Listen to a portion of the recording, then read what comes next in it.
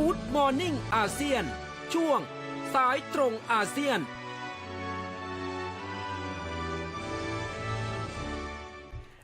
Good morning. Good morning, Heidi. Good morning. How are you today? Fine. Okay. We are doing great. And how about you? Yes, I'm doing great too. And the weather in Hanoi is very great too. I think that we are going to have autumn in the city because the weather is very cool and the sun is really, very shy and very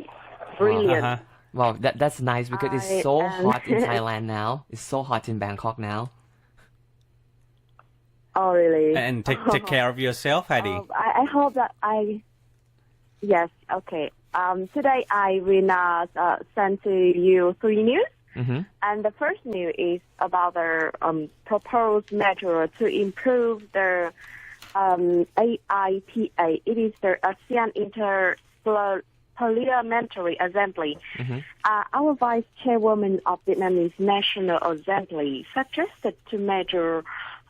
to promote the role of ASEAN Interparliamentary Assembly at the first plenary section of the 38th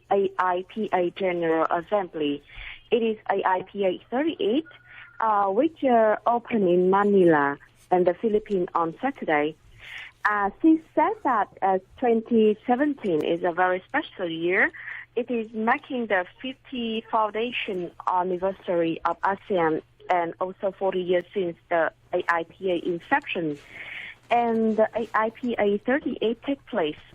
among the complex global and regional development, such as territorial dispute, terrorism, pollution, epidemic, climate change, and growing trade protectionism, which have impacted security, unanimity, and economic growth in Southeast Asia. Right. I believe that the Vietnam's National Assembly sent a delegation to Manila from 16 to 19 of September to attend this AIPA 38. And this AIPA 38 has the representative of the National Assembly from the 10 ASEAN member countries and 11 observer nations attending. In that context, the AIPA, along with ASEAN, I think that should uphold the spirit of solidarity and unanimity and respond to challenges and threaten peace, security, and stability in the region that our Vice Chairwoman stated in the meeting. And now, whether that I believe that Thailand also sent the delegation from National Assembly of Thailand to come to Manila, right? To show our solidarity and to enhance our improving the awareness of our ASEAN community. And I that this year has a lot of activity because this year is the foundations of 15th founding anniversary of ASEAN. Yeah. So many activity and yes, and for me in transport sector, we also have a lot of activity to in order to improving our connectivity between country and country, people to people, country to country through the infrastructure and transport connectivity. And this is the first news. Okay. And the second news is last week on Friday, a very hot typhoon called Doxury has visited Vietnam. And you know that our Prime Minister, Mr. Nguyễn Xuân Phúc, on Saturday has visited the central province, which is hardest hit by that typhoon, to inspect the recovery effort. You know that according to our statistics that our Central Steering Committee for National Disaster Prevention and Control, at least when after the visit of the typhoon, at least 9 people were killed, 112 injured and 4 others missing after the tsuki swept through Vietnam on Friday and Saturday. And what the Prime Minister do in that province is, at first that he visit the primary school in the town of Nhi Hai Ward, where the roof of the many classrooms of the children were blown away. And I believe that the loss is about $44,000. That's quite a lot. And he also urged our provinces, yes, and sadly that is children's school, the primary school for children. So they cannot come to school at that time. And he also urged the provinces of Nghệ An to continue to mobilize forces to clean the environment and support the local in repairing houses and schools, and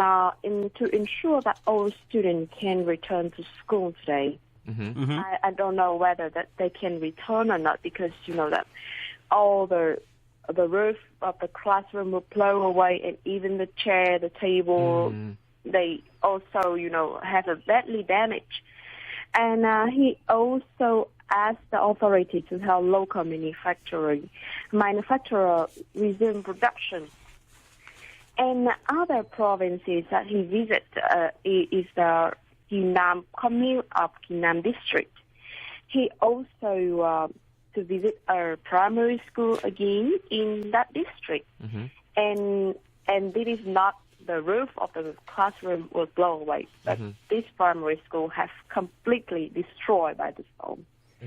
And he also asked the local authority to mobilize all efforts to reconstruct the school again and other damaged schools in the areas. Right. I believe that initial data showed, yes, so that 69,000 local houses was destroyed. And that is really a very bad news for us because the storm, this is the 10th storm that hit Vietnam this year. And I believe that is the hardest storm. And I hope that we will recover soon after the storm. Yeah, I hope We hope so. to. Yeah. Yes. Yeah. And this is your second news. And what's about Hardware and Hand Tools Expo, your third news? Yes, this is a very good news and very interesting news. That the Ho Chi Minh City, the biggest city in the south of Vietnam, will host the Hardware and Hand Tool Expo. I believe that about 250 enterprises from 20 countries and territories will participate in Vietnam Hardware and Hand Tool Expo 2017, which will be organized from December 6th to 9th this year. And the expo will be held at the Saigon Exhibition and Convention Center in Ho Chi Minh City. This event is hosted by Vietnam National Trade Fair and advertising company. VNexat is a very biggest company for advertising in Vietnam, and it is supported by Vietnam Association of Mechanical Industry and Ho Chi Minh City Association of Mechanical Electrical Enterprises. And the aim of this expo is to increasing the opportunity for Vietnamese people to access to hardware and handy products. And I think that the location of the expo is the area of 5,000 kilometers square. And the expo will focus on both the manufacture of hand tools and introducing this product in daily life. I think that it will act as a platform for cooperation and exchange between buyer and seller, and it of course provide an overview of Vietnam hardware and hand tools industry for local enterprises. And this exposition will focus on several main sectors, including the tool do-it-yourself, DIY, and building hardware, fastener, security, locks and fitting.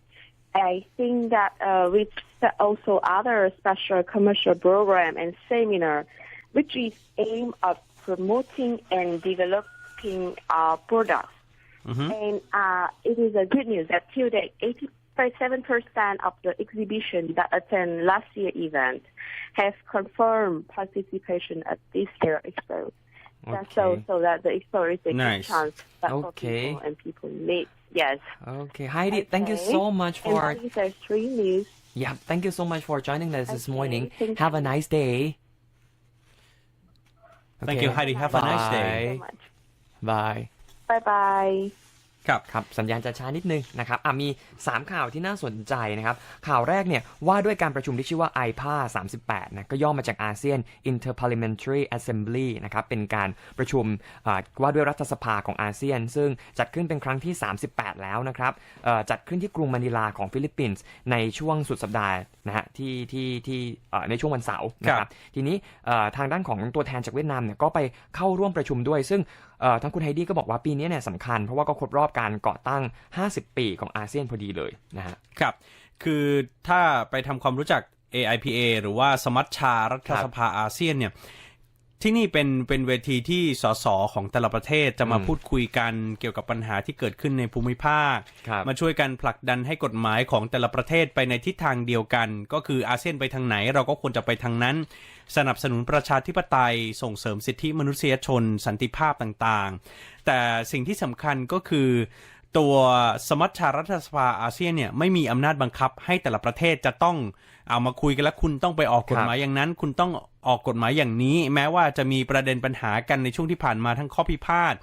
หรือว่าประเด็นเรื่องโรฮิงญาเป็นต้นนะครับแต่ว่าฝั่งของเวียดนามไฮดี้ก็บอกว่าก็พยายามที่จะไปพัฒนาบทบาทในพื้นที่ของสมัชชารัฐสภาอาเซียนมากยิ่งขึ้นนะครับก็ที่พูดคุยกันเขาก็พูดถึงเรื่องของความปรองดองสามัคคีในทั้งในชาติแล้วก็ในกลุ่มประเทศอาเซียนด้วยกันนะครับแล้วก็สิ่งที่สำคัญเนี่ยก็จะไปเพิ่ม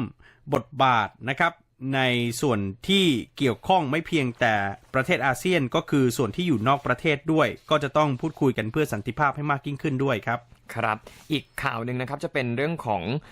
พายุไต้ฝุ่นทกซุรีนะครับที่ขึ้นฝั่งที่เวียดนามแล้วก็สร้างความเสียหายเป็นจำนวนมากนะครับซึ่งทางด้านของผู้นำของเวียดนามนายกรัฐมนตรีของเวียดนามเนี่ยนะครับก็ได้อนุมัติเป็นงบประมาณในการช่วยเหลือตัวอย่างเช่นก็บอกมีโรงเรียนแห่งหนึ่งเนี่ยนะครับซึ่งเรียกว่าเสียหายไปเยอะมากไม่สามารถทำการเรียนการสอนได้เนี่ยนะครับแล้วก็มีบ้านเรือนของคนเนี่ย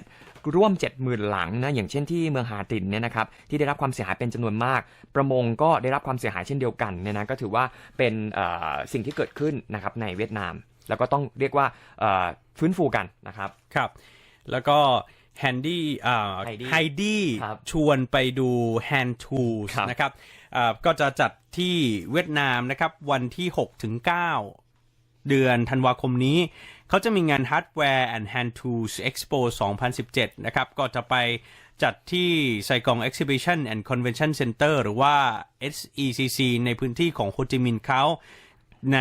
พื้นที่ 5,000 ตารางเมตรก็จะมี 250 ผู้ประกอบการจาก 20 ประเทศมาออกร้านแล้วก็มีอุปกรณ์ที่เอาไปใช้ในเชิงช่างได้เยอะนะครับอย่างอุปกรณ์ช่างพวกไขควงสว่านเครื่องเจาะต่างๆพวกนี้ก็คือเป็น hand tool ทั้งสิ้นนะครับแล้วก็มีอุปกรณ์สำหรับการประดิษฐ์สิ่งของด้วยตัวเองหรือว่า DIY โดยที่ 87% ตอบรับแล้วนะครับของบรรดาผู้ที่มาออกบูธเนี่ยก็คือบูธเต็มค่อนข้างเร็วเหมือนกันแล้วก็น่าจะสร้างสีสันพอสมควรเดี๋ยวถึงตอนนั้นให้ไฮดี้มาเล่าอีกทีหนึ่งนะครับคลื่นข่าว 100.5 MCOT News Network